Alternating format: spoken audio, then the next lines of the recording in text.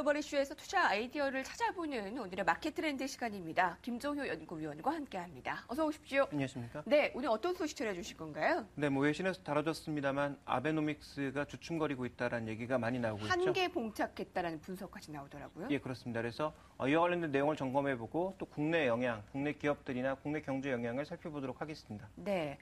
아베노믹스의 효과가 제한적이다라는 분석이 일본에서 제기가 되고 있습니다. 일본의 2분기 성장 둔화, 그 배경을 살펴보고 국내 증시에 미치는 영향까지 알아보겠습니다.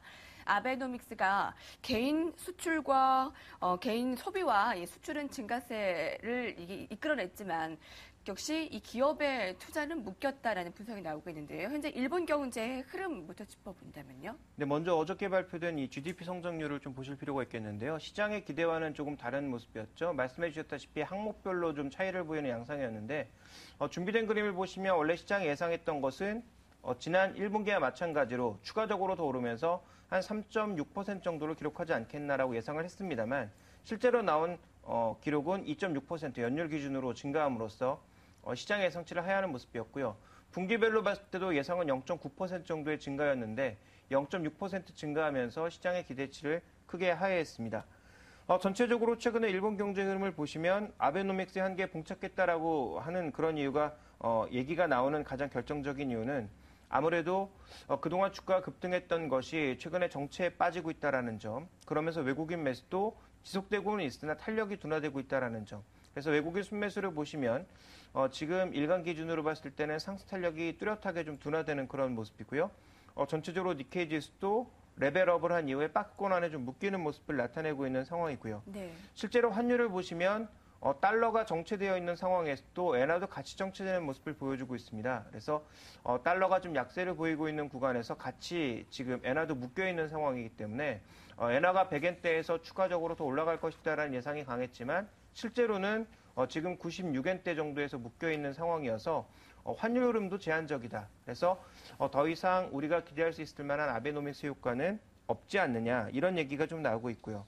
최근에 또 시장에서 전체적인 자금 동향을 보시면 채권 펀드에서 돈이 굉장히 빠르게 빠져나가고 있고 주식 펀드로 일부 좀 돈이 들어오고 있는 그런 모습이죠. 그래서 전체적으로 국채 시장의 변동성에 대해서 좀 우려를 꾀하고 있는데 국채 시장의 변동성에는 가장 취약한 것이 일본 경제입니다. 왜냐하면 정부 관련 빚이 가장 많기 때문인데요.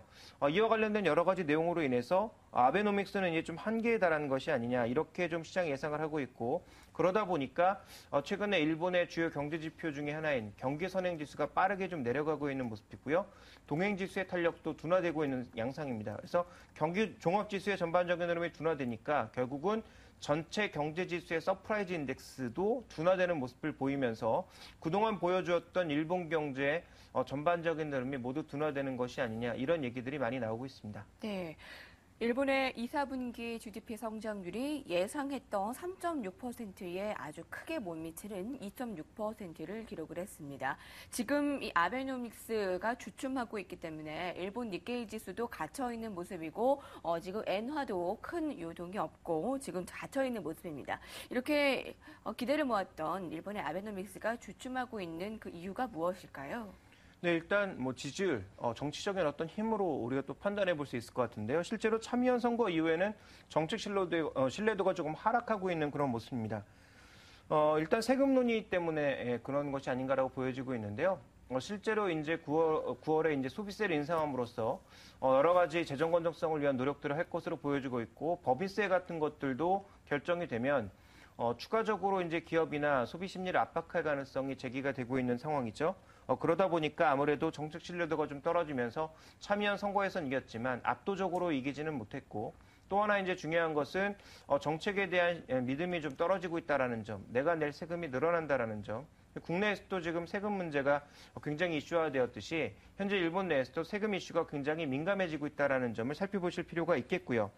두 번째로 살펴봐야 될 것은 엔화 흐름입니다. 결국은 엔화 약세로 인해서 일본 경제가 좀 살아나는 모습을 보이고 있는 것인데 이와 관련된 부담이 나타나고 있는 모습이고요. 또 하나 이번에 2분기에 경제를 이끌었던 것은 민간 소비의 증가인데요. 이 민간 소비의 증가의 내용을 살펴보시게 되면 실제로 수입 물가의 상승으로 인한 모습이었죠. 자, 수입 물가의 상승에 기여하고 있는 것은 엔화 약세에 의한 수입 물가의 상승에다가 결국은 사람들의 소비가 크게 늘지 않았음에도 불구하고 유가가 급등함으로써 소비가 늘어난 것 같은 착시 효과를 준다라는 거죠. 그러니까 소비는 양적으로 증가했지만 수입 물가 급등에 따른 효과를 고려한다면 질적으로는 오히려 하락했다라고 볼 수 있는 상황입니다. 그리고 기업들이 법인세와 관련된 정부와 줄다리기를 하고 있는 상황이기 때문에 투자를 좀 꺼리고 있는 점이 결국은 아베노믹스의 전반적인 성장 동력을 떨어뜨리고 있다. 좀 이렇게 봐야 될 것 같습니다. 네.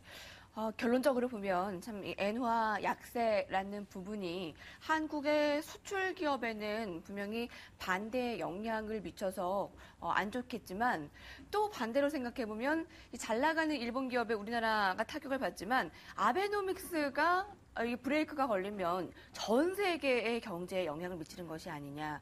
뭐 한때 이 분석에서는 아베노믹스가 잘못되면 제2의 리먼 브라더스 사태가 올 수도 있다라는 그런 최악의 분석까지 나오고 있거든요. 우리는 어디에다 초점을 맞춰야 될까요? 일단 아베노믹스가 실패하면 안 됩니다. 네. 실패해서 정말 급전직하게 되면 국제 금융시장의 변동성이 커질 수 있기 때문에 그건 최악의 시나리오고요. 아베노믹스가 생각보다 조금 잘 안 되는 정도가 우리에게는 가장 좋지 않나라고 판단을 하고 있는데 그럼에도 불구하고 우리가 좀 주의해야 될 점이 몇 가지 있습니다. 아베노믹스 자체의 방향성은 여전히 오리무중이지만 일본 기업들은 잘 나가고 있다는 것이고요. 특히 최근에 미국 경제 회복에 수혜를 한국 기업이 아닌 일본 기업이 가져가고 있다는 것을 주목해 봐야 되겠죠. 대표적으로 자동차인데요. 준비된 그림을 보시면 도요타나 혼다와 같은 일본의 대표적인 자동차들은 현재 월간 판매량 기준으로도 성장하고 있고 점유율도 다시 회복되고 있는 국면입니다. 물론 최고치 수준에 비해서는 아직 낮은 수준이긴 합니다만 꾸준하게 좀 회복세를 보여주고 있다는 점, 그리고 최근 들어서는 도요타가 조금 정체된 가운데 혼다가 빠른 속도로 회복세를 보여주고 있다는 점을 주목해 볼 필요가 있는 거죠. 그래서 지금 잘 나가는 일본 기업들의 이 흐름이 한국과 같이 잘 나가고 있는 것이 아니라 한국 기업들은 정체된 상황에서 일본 기업들이 회복되고 있다는 점을 주목해 볼 필요가 있을 것 같고요. 그다음 우리가 좀 살펴봐야 될 것은 일본 기업들의 투자 심리가 과연 바닥인가를 따져볼 필요가 있을 것 같은데요.